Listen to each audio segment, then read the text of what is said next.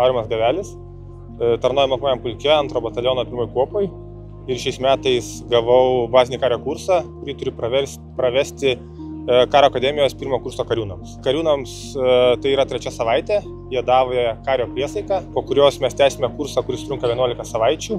Iki priesaikos jie atliko daugiau teorijos, mokymus, rikiuotės užsiėmimus, šiek tiek taktikos, išlaikė ginklo valdymo testą.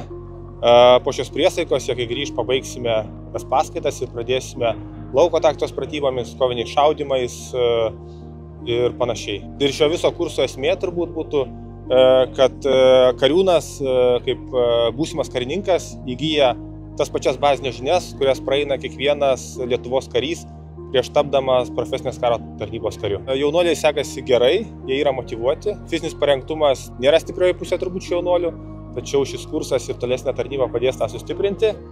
O jaunuoliai, kaip aš sakau, yra kokia visuomenė, tokie ir tie jaunuoliai.